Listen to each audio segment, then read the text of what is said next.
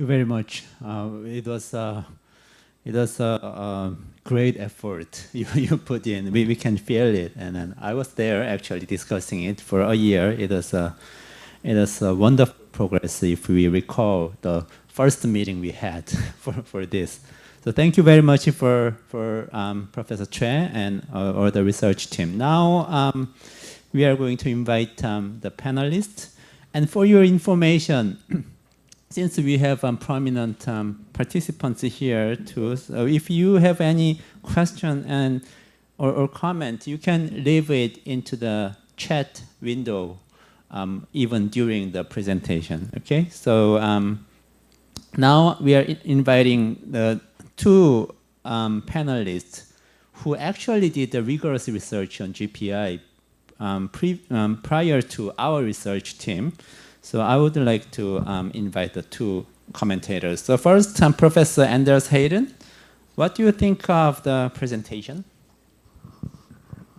Well, first of all, I'd like to thank the organizers for the invitation to participate in today's event, and particularly for taking the initiative to launch this very important GPI for Korea project. I want to just, we were given a certain number of questions to respond to. Given the limited time, I can't answer all of those questions, but I want to highlight a few of them, and then maybe can respond to some of the others in the discussion. So one of the questions we were asked was, what do we think about the potential and the usefulness of the GPI? And I think the GPI certainly has potential to provide a measure of welfare or well-being that is more comprehensive than GDP, that corrects for externalities of various kinds, and better reflects a wider set of ecological and social values. And also, I think in recent decades, proponents of the GPI have done some very important work in drawing attention to the limits of GDP and the need for alternatives. And I think one could say that the work on the GPI has already been quite useful and successful. And I think the idea that the GDP is inadequate as a measure of well-being or a measure of national success is increasingly widely accepted. In international organizations like the OECD, for example, and I see it here in Canada, for example. Now, that said, I have to admit to being unsure about the exact potential about the GPI going forward. While I'm a big believer in the need to go beyond GDP as part of the transition to a new economy or next economy, I'm not entirely sure which of the beyond GDP alternatives, whether the GPI or some of the other competing options, is the best available option. Now, I think one issue with the GPI has been a question about the need for greater clarity about what exactly it measures. Is it a measure of well-being? Is it a measure of sustainability? Is it a mix of both? And I think when you try to combine conceptually distinct measures of sustainability and well-being into a single number, it can create problems as it becomes unclear what that overall number represents. So Stiglitz, Sen, and Fitoussi spoke about, if you take the vehicle's gas tank measure and its speedometer and you combine them into a single number, what does that mean? These are important pieces of information, but they may be best considered separately. So I do have some questions about clarifying the nature of the GDP, what it measures. I think there's been a growing recognition, both by supporters of GPI and by critics, that the GPI is not a measure of sustainability, but it can be reformulated as a measure of current welfare. And I think, I'm open to hearing other perspectives on that, but I think that reframing the GPI as a measure of current welfare seems to me to be the best option to give it a coherent conceptual foundation. But I think there's still work to do in that area to complete that reformulation and to improve the methodology around it.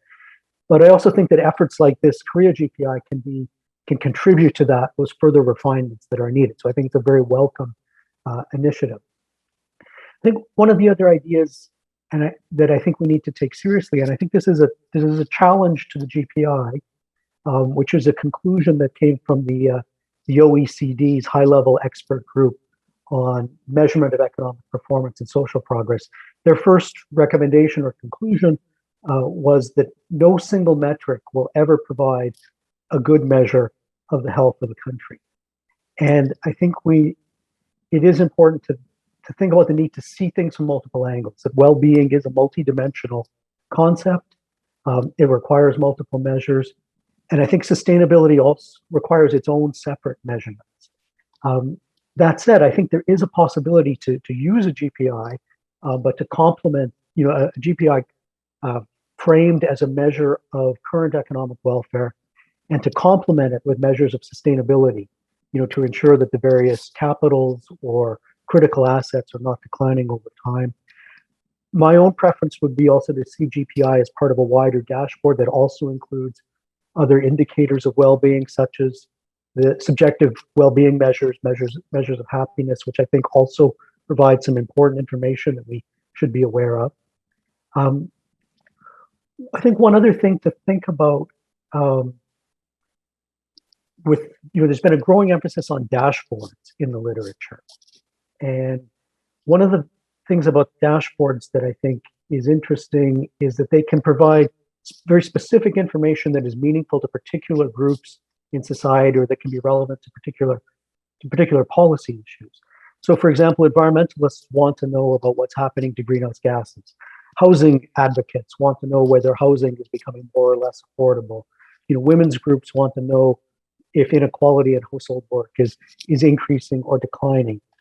And some of that valuable information, if you can include some of it within the GPI, but it might be hidden or buried, and some of it might be more valuable and more meaningful to people if it's brought out and presented separately. And so, with something like the GPI, it's important to recognize that it's based on multiple indicators. It has its own dashboard behind it. And so I would encourage those who are working on the Korea GPI to think not only about the overall number, but also to think about highlighting some of the noteworthy trends and specific indicators that are used to calculate the GPI and bringing those to the surface. So, for example, you might want to consider issuing separate reports on the issue of inequality or changes in leisure time, or the level of commuting costs or particular forms of pollution, other issues of public concern. You might find that people find that information to be more meaningful, less abstract, less economistic, in a way that they can relate to more directly than the overall GPI number. Now, we also had a question about whether it's better to prioritize a standardized GPI for international comparison or context-specific GPI. I would say that if you have to choose, if there are trade-offs, I think at this point it's a higher priority to have the context-specific GPI that's relevant to Korea, and that each jurisdiction needs measures relevant to their own place, their own people. I think if the GPI is going to influence policy and public priorities, it's going to occur primarily at the national or the subnational level. So it needs to be relevant to decision makers and to the public at those levels. And so I think having a more context-specific GPI can increase its relevance to policymakers and the public, and increase the level of commitment to it. That said, I would say that as much as possible, it's still useful to try to follow internationally standard practices. And I think one thing that we might see emerging over time, and this has been suggested by Brown and Lazarus in one of their papers, is that we could imagine over time having context-specific national GPIs for use by policymakers and in public debates, alongside a standard international methodology that would allow cross-national comparisons. But for now, I think having the GPI relevant to national or local context is the higher priority. There was also the question of how to work with policymakers using the GPI. I think this is a very important question. I'm not sure anyone has come up with a complete answer just yet. And I think, again, this is a question that you'll have to determine in terms of what makes sense in the Korean context. But in general, I think there's two main strategies. One is to try to work with policymakers or people working within government departments to try to develop ways to apply the GPI. Or a separate alternative is to try to pressure government from outside, building political alliances, finding allies to pressure government to act on the information in the GPI. But in terms of that first strategy, I'm curious to know whether you have contacts or can build contacts with individuals in government departments, who you can have a dialogue with about the GPI. And I emphasize the word dialogue because I think it's important not only to communicate what you have to say about the GPI, but also to hear what they have to say about the kind of information that is useful to them, that meets their needs, that could allow them to bring a broader perspective on well-being into decision making. In the case of the GPI in Maryland, there were a few ideas that emerged about how to bring it into policymaking. One was an idea that non-governmental organizations put forward, which was an idea called a GPI note that would analyze proposed policies in terms of their impacts on the GPI, that would kind of go beyond a conventional assessment of the effects of policies on the state government's finances, but would look at how a particular policy would affect the GPI. That takes a lot of data. There's some questions about whether you have enough resources to do it on a regular basis, but I think it's a potentially interesting idea. One other thing to think about is wider forms of cost-benefit analysis that incorporate the spirit of the GPI. And in Maryland, they started to do some experimentation with something called net present value plus analysis. They worked with the Global Footprint Network to do a more comprehensive form of cost-benefit analysis than bringing in some of the uncounted social and environmental considerations. So, they looked at spending options in various government agencies. And so, for example, when they looked at options for purchasing vehicles for government departments, they didn't only consider the cost of the vehicles or the cost of fuel and insurance, but consider the social cost of carbon emissions. And that, doing that kind of analysis made electric vehicles look like a better, more cost-effective option.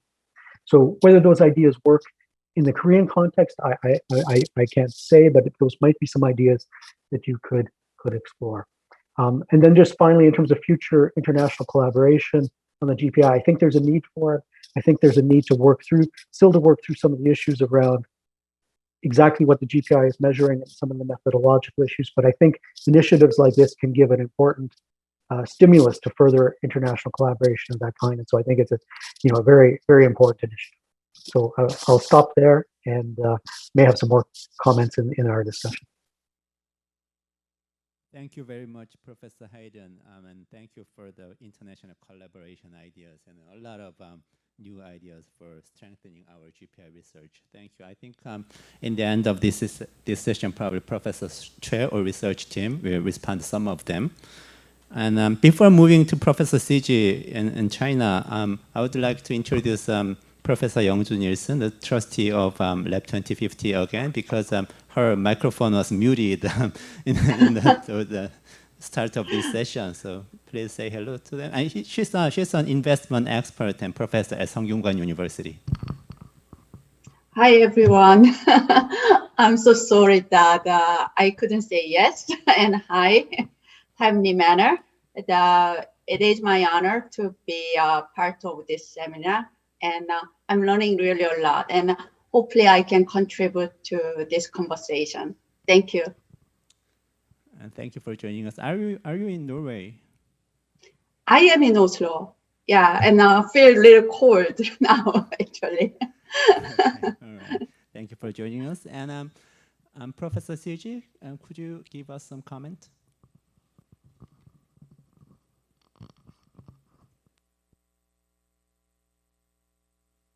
Microphone is off, so. Okay, so can you hear me now? Hi. Very Sorry. good. Yeah? It's okay? Yes, very good, very good. Okay, thank you. Thank you for your invitation, and also thank you very much for such a impressive and informative presentation. I think, yeah, your teamwork are really impressive, and I did some research on GPI and relative researches, and yeah, I'm glad to share with to take this chance to share with you my some opinions about the such a impressive work, and I'd like to talk maybe 3 topics. First, although a lot of contents, I mean today we have already emphasized the importance of GPI, but I'd like to take some minutes to emphasize why GPI is necessary and important again. And then actually Professor Jung has left us several questions. I think, I'd like to talk something about why a new version of GPI is necessary. Why do we need to update the existing GPI? Maybe try to answer the questions Professor Jung left for us. And then I'd like to talk some maybe reflections and outlooks from my own my side. Okay, so why GPI is necessary and important? I think, measuring human welfare and tracking its changes that are critical to offer basis and criterion to policymaking and adjustments in local administration have always been, I think, a common concern for decision makers and also scientists and also some individuals alike, right? But for decades, GDP has long been used to measure the level of welfare due to lack of welfare measuring standards in national accounting. But I think economic production, just like GDP indicated, right? Economic production can only measure maybe the material aspects of human welfare, and actually it's neglected many other elements that really affect welfare. And I think ignoring the cost of these dimensions, we may not be able to reflect the genuine progress. And we may not be able to find maybe the decoupling between welfare and wealth. So, well, this is not a new problem. Actually, the bias of GDP in measuring welfare has been given increasing attention, and construction of an integrated and comprehensive framework for measuring human welfare is actually becoming a consensus in scientific community, right? But and various dimensions of welfare, such as social indicators, cultural factors, and also ecological environment factors, actually have been added to the measure framework. And actually, we have already made a lot of achievements in such research. Although there have been concerns and critics about the use of GPI, but concerning the comprehensiveness and feasibility, I think GPI is a good choice to measure human welfare. We completely agree that maybe GPI is not perfect indicator for sustainability or welfare, but I think they are very good, maybe approximation, maybe. So of course, actually, we do not think GPI should replace GDP. What we believe is that it can be a good supplementary index. Can provide additional insights about quality of economic growth and to measure human beings' welfare. And Yeah, so I still insist that those indexes, just like GPI and also maybe other index, try to, I try to make some supplementary work to GDP are really important. And the GPI has its own advantages in measuring the genuine progress and to measure the real human well-being. So that's, I think, GPI is still necessary and very important. But yeah, the second question, why GPI? Yeah, we need to a new version. I think yeah, Professor Yongzhen's teamwork already has done a really impressive progress in this field to to create a new version of GPI. Yeah, actually, I think GPI should be an index that is temporally and regionally sensitive. Yeah, and we need constant adjust it to accommodate the current needs and to accommodate the local needs. So we need to modify the methodology and to maybe to incorporate more dimensions, yeah, for calculating GPI by adding maybe necessary welfare components and improving some components estimation methods.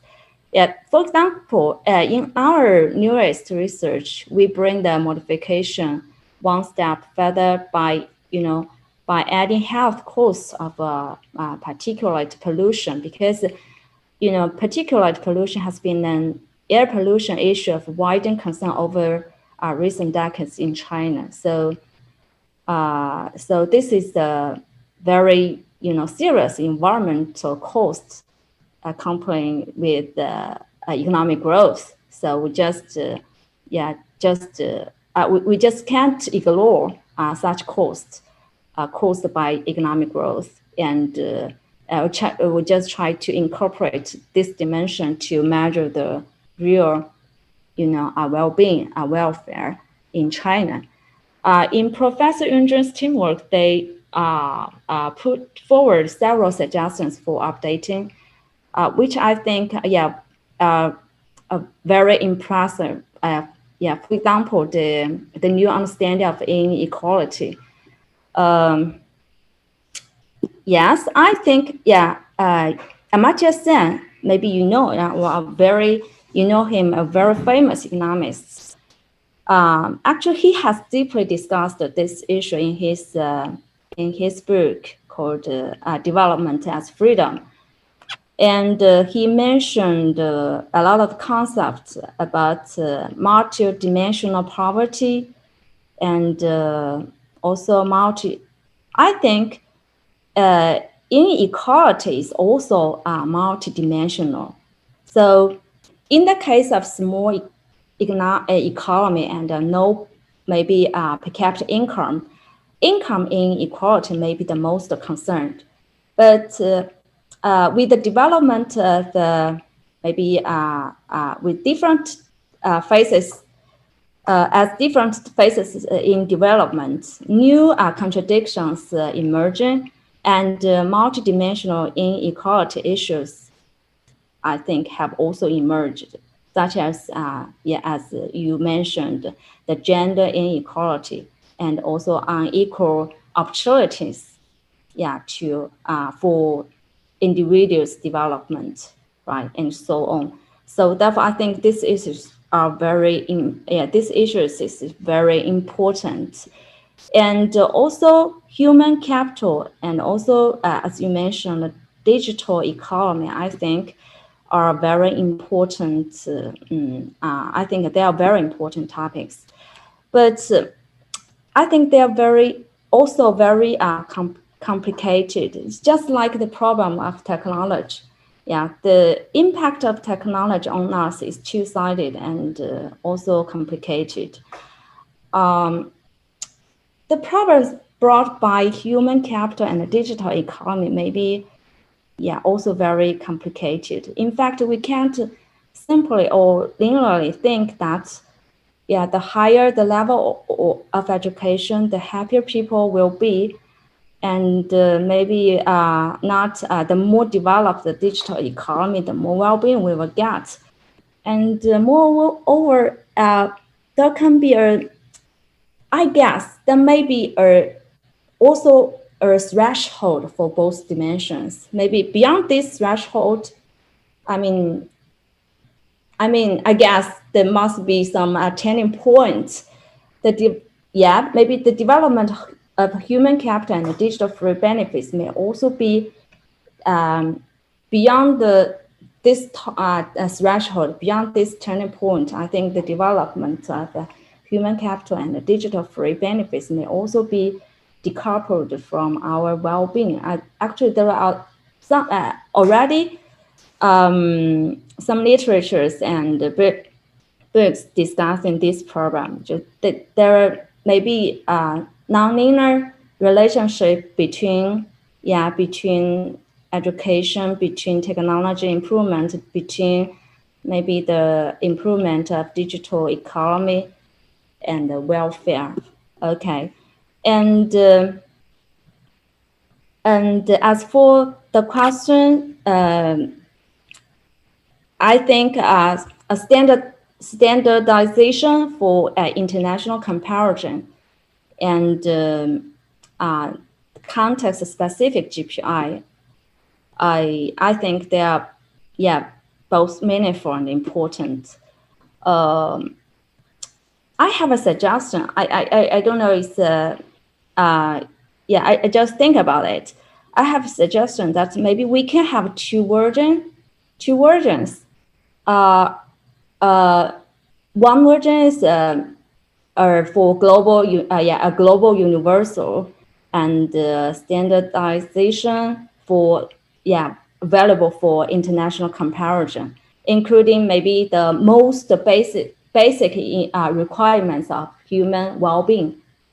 And just why I considered, I think global comparison is very important, just like HDI. Yeah, HDI is an alternative indicator to measure to describe the human well-being. And the HDI just choose very basic dimensions to create this index and try to make the global the comparisons among different countries. And actually, HDI has a lot. There are almost more than 200 countries account HDI the index every year. So maybe I think global universal, including the most basic requirements of human well-being, is okay. But I also think the context-specific GPI is very important, especially for local, to reflect the local problems and the development of contradictions. So if we have two versions, maybe we can use the basic one to do some comparative study, and also as for the context-specific GPI, it is very important to provide more detailed references to the development of countries and specific country and economics.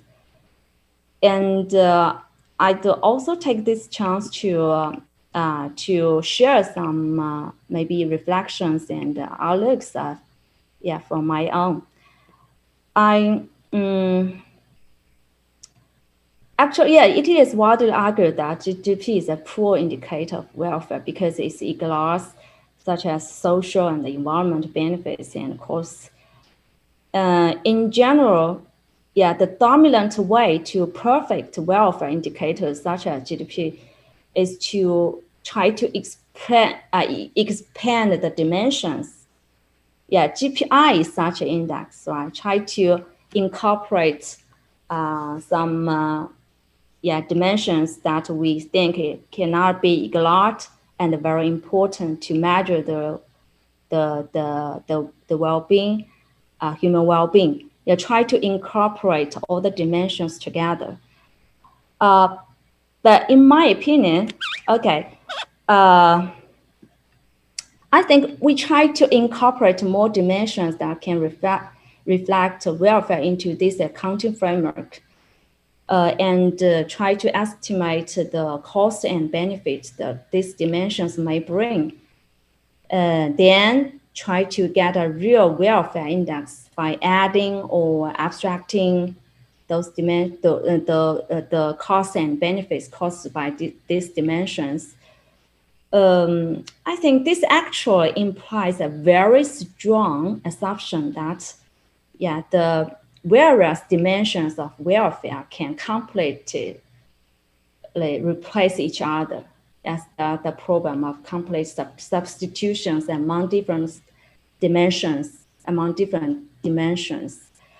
But in fact, it is not. For example, the welfare brought by man-made capital cannot completely replace the welfare brought by natural capital. Right? So I think this issue can become an important direction that we need to discuss in the future. Actually, in one of our working paper, we try to solve this. I mean, it's not. I will try to solve this problem and try to provide a feasible solution to solve this problem. I think the structure of the welfare is very important. Since the limitation of time, I can share our working paper with you in more detailed information when we have the opportunity. Yes, so I think the structural issue of human welfare actually has been neglected, and we need more emphasis on these aspects. And also, as for how to work with policymakers, using GPI. As I've said, GPI actually, I think, is a supplementary index of GDP, and it can, of course, offer more useful and necessary information for policymakers to make to further decision making. In my opinion, an important achievement of GPI lies in its ability to review the decoupling between economic growth and well-being. To review the decoupling between wealth and welfare, and reflect the real genuine development level. I'd like to call this process as a seeking truth. To try to find the problem. Where is the problem? To discover the problem. However, to integrate this indicator into the decision-making system and truly influence government decision-making, I think we need to know the mechanism that affects the decoupling between GPI and GDP.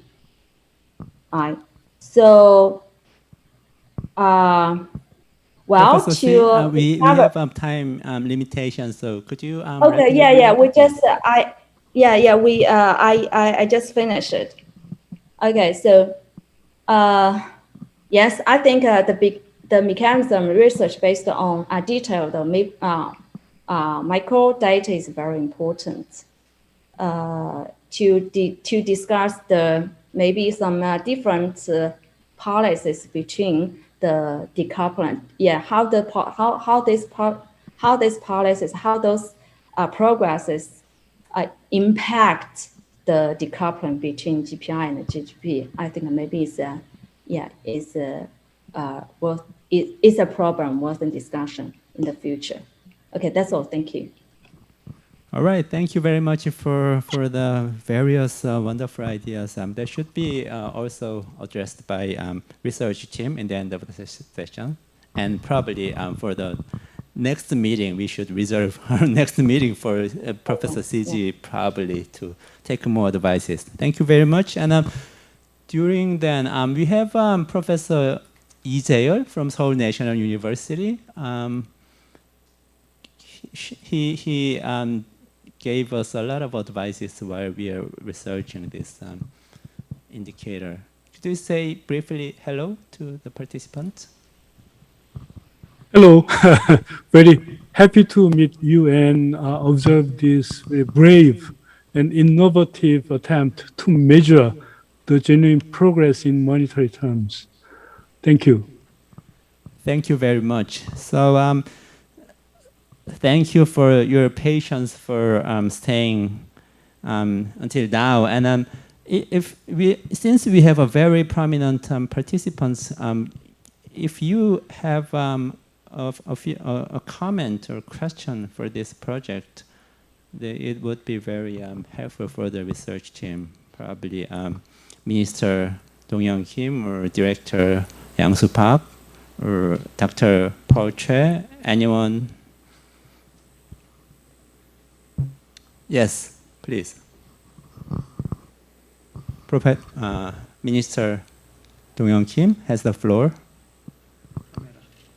Thank you. Thank you again for giving me this good opportunity to be part of this meaningful seminar.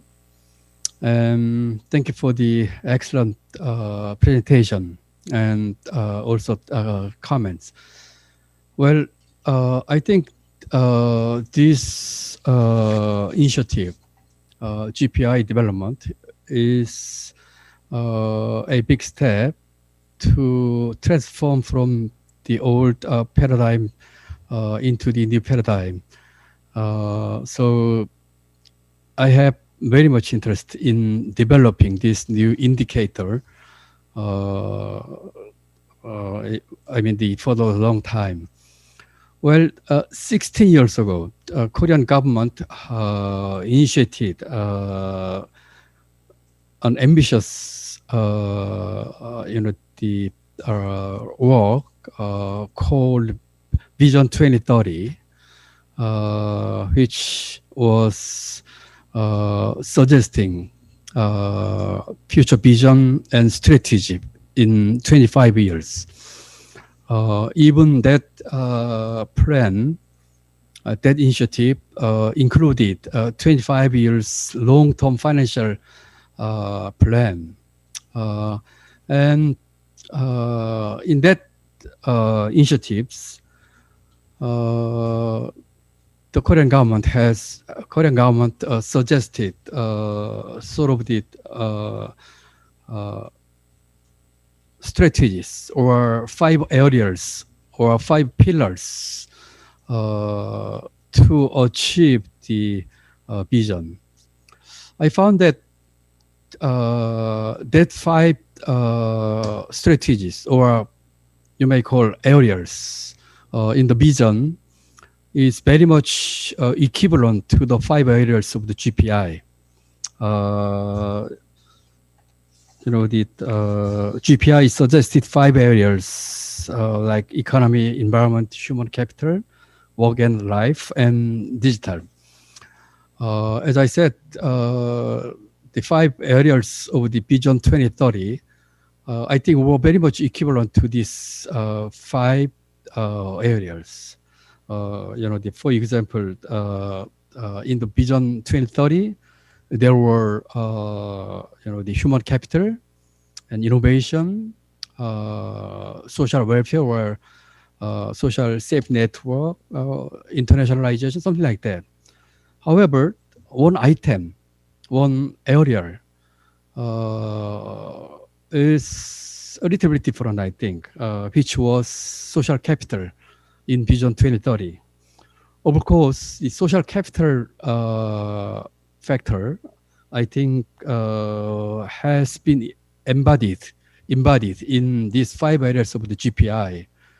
in some sense. However, I am wondering whether GPI 5 areas could cover so-called social capital element in this new index, because from my experience in Korean government for more than 3 decades, one of the key issues for Korea or any other countries is the social capital to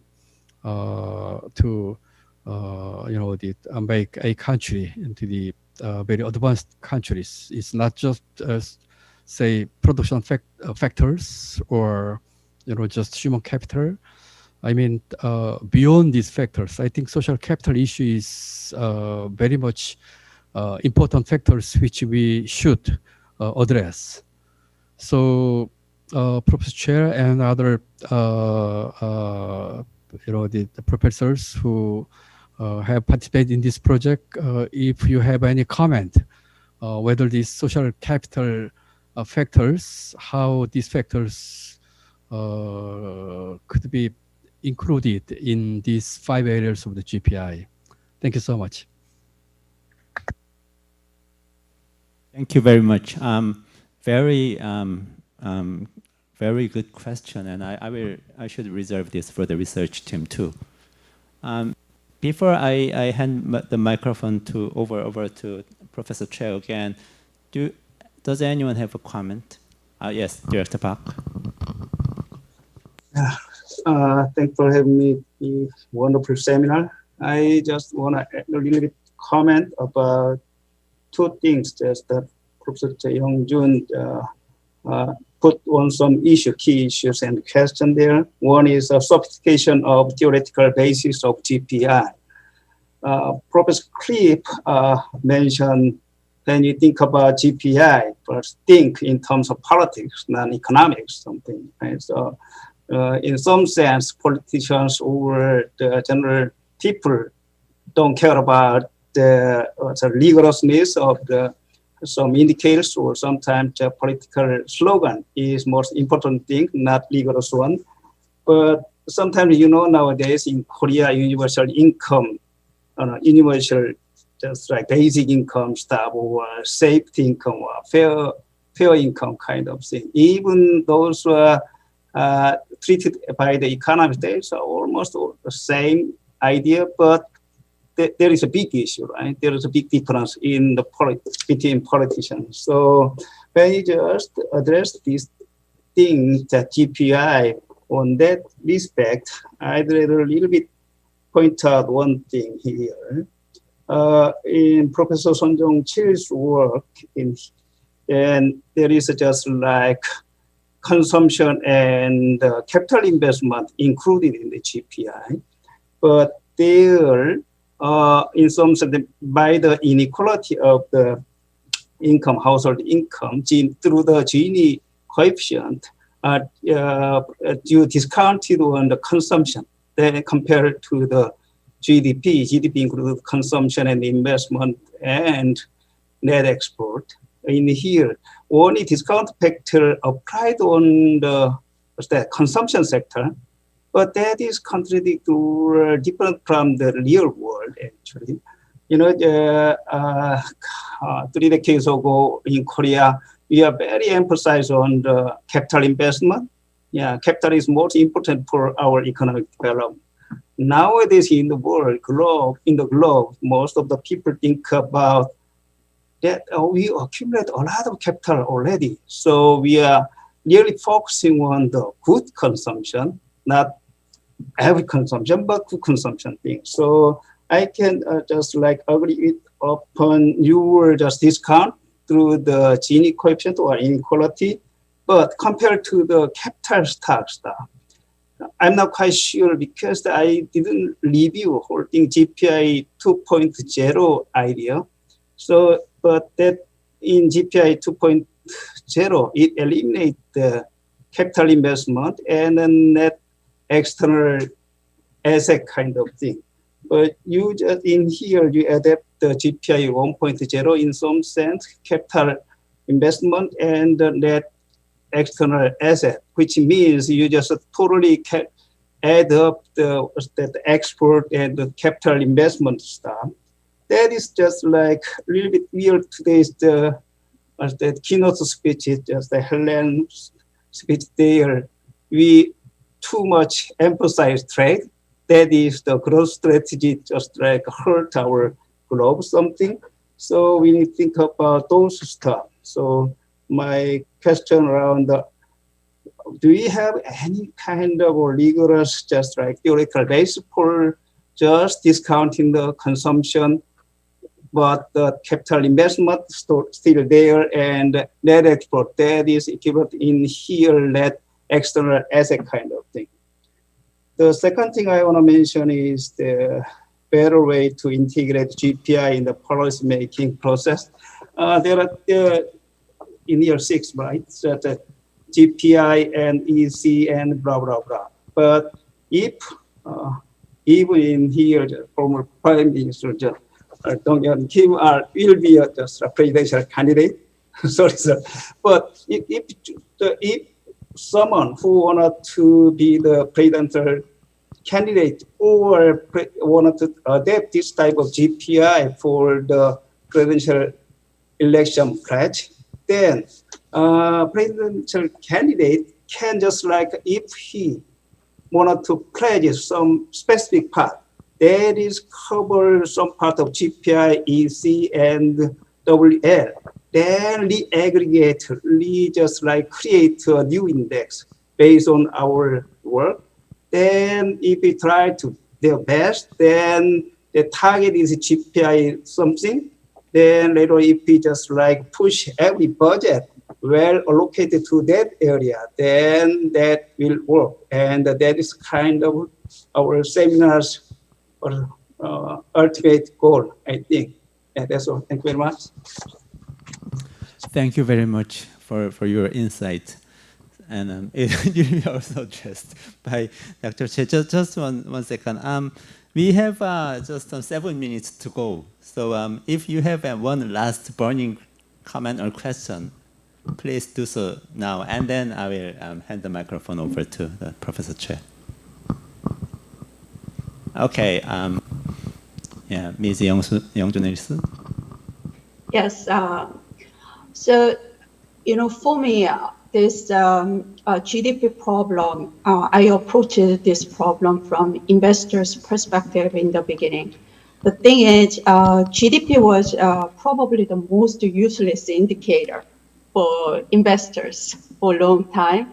And then we kind of decided to develop some in-house tool, which had somehow similar kind of a concept as you presented today, but probably not as much as logical or have a theoretical background, but more empirically focused. And when I see today's work, and it kind of invoked me that I like to see your quarterly series, and then really want to test it that it actually indicate or give a better idea to understand not only economy itself, but also very clear leading indicator of financial market. Okay, thank you so much for your excellent comments and encouraging comment, at the same time very sharp comment. We have so much work to do from today, actually, including accommodating all of your comments. And also particularly thank you for the Anders. Probably it's like 3 a.m. there in Canada. I'm really sorry about this over time. 3 a.m. It's 4 a.m. Crazy. 4 a.m. Actually, your I'm a night well-being is owl, going so down. it's okay. Yeah. And yes, one of the big question we have to address is the Anders comment, whether this indicator is about net economic welfare, or is a sustainability indicator, or is it some kind of both together? And can we actually mix sustainability and net economic welfare at the same time? I think this is the crucial question we have to address. Obviously, this is the net economic welfare, but it's also at the same time very difficult to kind of give up the sustainability element as we criticize GDP. When you actually, like two village consume 100 apples per day with a different method, the same apple consumption today, but with the A method, after 5 years, apple will be 10. But the B method, after 5 years, the apple can be at 10,000. 1,000 like 1,000 apples, then whether we should take into account of this current quality of the kind of the method they're using now in our indicator, or we just focusing on just 100 today, the same 100 in A village and also the B village. I think this is something related to the kind of the net capital investment, whether we should include that element in or out. There are so many kind of indicators we have to debate about just fundamentally whether actually we can combine this sustainability, economic welfare all together, whether this is simply kind of apple and orange, or whether we can make an apple-orange juice together. So I will come back to this issue again. I hope to discuss further with our guest sometimes later as we develop this idea further. And also, I think this splendid comment, obviously we pursue one comprehensive monetary value from GPI. I think that's the powerful thing. However, at the same time, we have to show the dashboard at the same time. That's why we have 5 areas and the indicators, so that the policymakers not only look at this one comprehensive monetary value, but also they look at the different components within the GPI. Then they can see what's happening actually within GPI. I think the social capital is not really clearly directly there in our framework. However, we have a kind of indirect indicators, for example, the crime rate, and also we have some kind of defensive expenditure, and third sector, NGO activities. So we have kind of indirect indicator to represent social capital, but not kind of like directly measuring network and trust. And also, I think your suggestion is also splendid as well. We can obviously that add our work further, but we could make a 2 version. One is internationally comparative version, and the other one is context-specific version. And probably we can share these two together so that we can work with the international colleagues together. And at the same time, there are so many kind of elements within, and then sometimes they are kind of a conflict with each other. You said you are developing working paper, so I really want to read your working paper and discuss that issue further. The digitalization, obviously that give a benefit. At the same time, this raise the cost as well. So we measure the benefit, but we have an unemployment element and crime element, defensive element. Probably they include some of the negative aspect, but not we solve this kind of conflictive issue, everything yet. So we need your help about that. And threshold effect is so important effect, and also it can be quite arbitrary which threshold you're using when you measure each indicator. So we have to study further this threshold effect as well. And there are so many other one, but I wrote down every details what you said. So we'll take all of them on board and take seriously, kind of examine one by one with my colleagues here. A wonderful colleague, they're all better than me. So I will ask their help, and then we'll develop, and hopefully we can present a little bit better cheesecake than kind of today. Yeah, I'm not sure whether Professor Son Jong-chil want to comment about the net capital investment and the external asset thing. We have discussed quite a lot. It's a difficult question, or you want to come back to later? Now? Yeah, Okay. just the time is up, but Dr. Park, he mentioned about the inequality adjustment and the theoretical background. We are actually studying about that, and all thing is related with the social welfare function and adjustment of the capital investment, and the external sector is divided from the household. Household is related with the income and consumption.